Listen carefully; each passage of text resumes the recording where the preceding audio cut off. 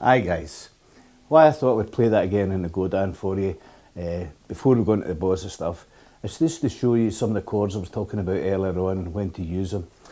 And I'll just quickly run over the main chords again in nature, boys. So you had D minor 7th, this minor 7 flat 5, it's E minor 7 flat 5, and again it resolves to the A7th. Talked about that before.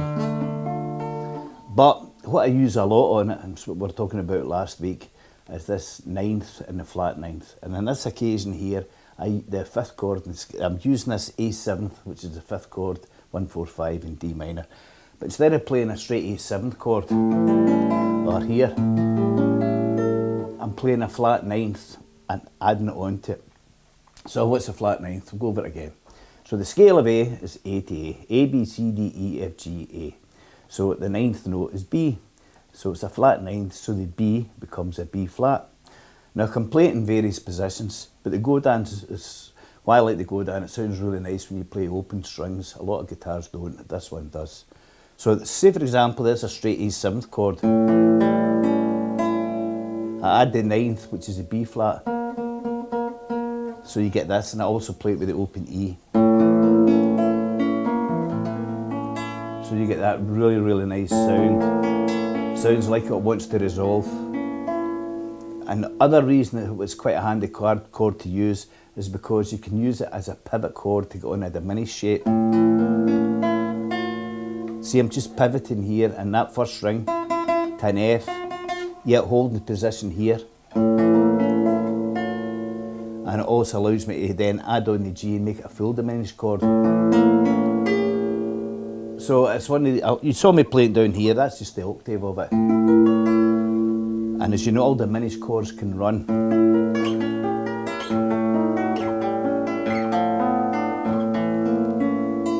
Clanker in there, but you get the idea of what I'm meaning. So the only point of what I'm trying to say is if you're playing a tune, it's really nice in the minor key where you've got the straight 1, 4, 5, D minor. The 1, 4, 5 is D minor, G minor, A7th. Instead of playing an A7th, a dominant 7th, try playing a flat 9th. So you get this, D minor, G minor, A7th, back to D minor. So using the flat 9th, you get this.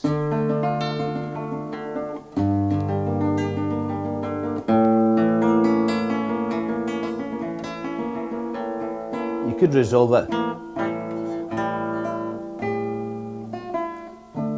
And it's just something to think about, and it's just to let you actually see that I do use these chords I talk about all the time. So I'm not suggesting you do it with all tunes, but it's just something to keep in the old back burner. You get fed up with dominant sevenths, play a flat ninth. Anyhow, we were going to talk a lot more about the bossa. Now, as you probably tell from my accent, I'm not from Brazil. I just stay outside Glasgow, so what do I know about Brazilian music? Well, all I can tell you is I've listened to it since I was about 15, 16. I loved it. The chords I always struggled for. It's one of the few times where I actually had to try and dig out the music to figure out these chords. And in the 70s and days like that, you couldn't get, there's no such thing as guitar music for it. So you have to try and do the best you could with piano music and try and transcribe it onto the guitar. And then what you would also get is people bringing records out and calling it bossa nova, and it wasn't really a sort of jazz swing, it wasn't real bossa. So as I said, because I was that keen on it, I found out who the top bossa guitarists were, Jean Gilberto, Louis Bonfa, and Baden-Powell, and of course the man that really pioneered the bossa, Antonio Carlos Jobim. So I'd listen to all these recordings, and through that I would hear exactly how the bossa rhythm went. And although, I said this before, although Jean Gilberto, although Antonio Carlos Jobim wrote most of these great tunes, the best guitarist for playing them to hear the bossa is Jean Gilberto. He'd just come up on the stage with a guitar and start singing them. But you can really hear the bossa rhythm with him as he plays it. And it's the hard thing about the bossa, you've got to make it look so easy as if you're not really. You know what I mean? As if you're just laying back doing hardly anything, when actually you're doing a lot. You're really concentrating on getting this rhythm right. So I was trying to figure out all the bossa tunes that I play, which is really the most accessible, which is the best. And it was one I skipped over quite a wee while ago. Only this time I'm going to get into a lot more depth on it, showing you exactly what I'm going to do. I'm not going to do the whole lesson this week, but we will work on an introduction. It's in the key of A, which is my favourite key, and I start with an A major ninth. I'm just going to start with an A major ninth just now. We will change it just to work on this bossa feel again. Now, although there's really brilliant plectrum guitarists can do this, it's really better in the right if you play with your right hand. It also sounds more authentic too. And all it is I keep talking about, thumb plays the bass, 3 fingers play the trebles. That's all I'm doing. So if I hold this A major ninth chord, I'm in 6th position. In the D string, I'm in the 6th fret. In the G string, I'm in the 6th fret as well. Then an open B, give me the 9th, and an E. Right, chord's not really important, it's just something for your left hand to do while we work on this. First move is really simple. The thumb and the trebles are all getting pulled off at the same time. Simples. Then just the trebles, and then the thumb and trebles. So you're getting this. I'll do that one more time. Thumb and trebles together. Just the trebles, thumb, trebles, and just listen to it again.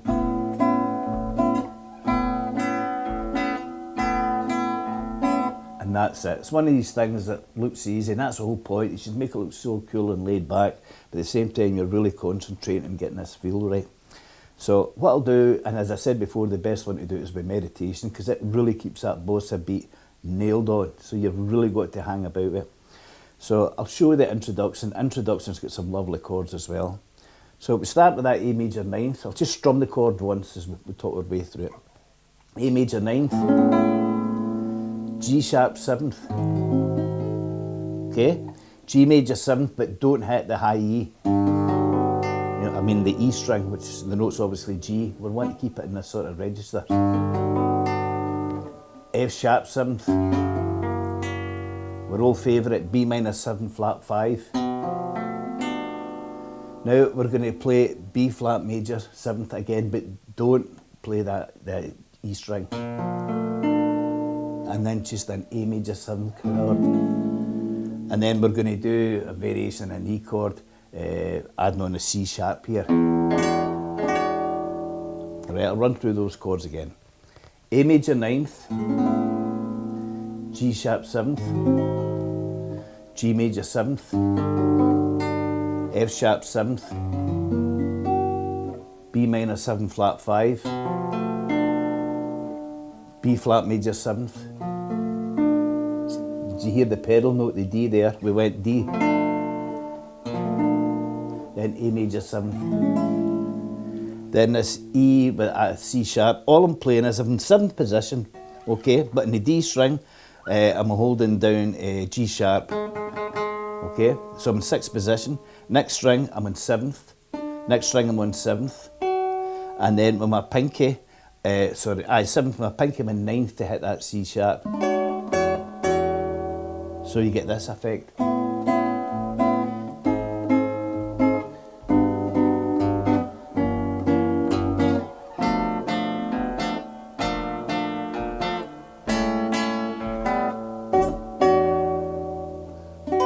Bring it back as well. Let me go through the chords again. That A major 7th and major 9th, I've talked through that. G 7th, just a straightforward G dominant 7th. G major 7th. Now how I'm playing the major 7th in this shape, remember I keep telling you that a major 7th is just the dominant note down a semitone. So there's G. And I'm taking G there, and I'm taking it down a semitone. So basically, instead of that shape, down a semitone, I'm moving my fingers about to accommodate it. Then down an F sharp 7th, straight F sharp 7th. B minor 7 flat 5, should know it by now, but if not, we'll run through it very quickly. On the A string, 2nd fret. On the D string, 3rd fret. On the G string, 2nd fret. And on the B string, 3rd fret. Okay? My pinky that's holding the D, that's going to be my pedal note to change to the B flat major 7th, and then a straight A major 7th, and then this E with the C sharp. I'll play it again.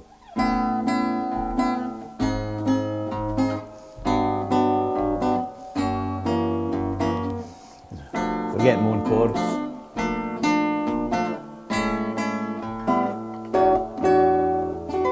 You know the tune.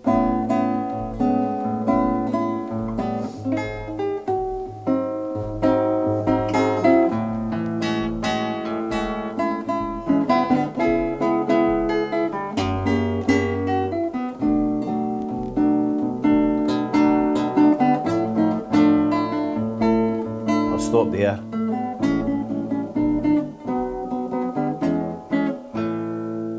Okay, we'll go through the rest of that in depth next week, but it's just to work on that Bossa rhythm.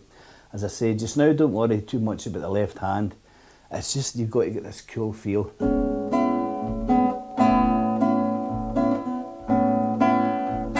Try and put a separation between each phrase so you can, the pulse, the beat is always there.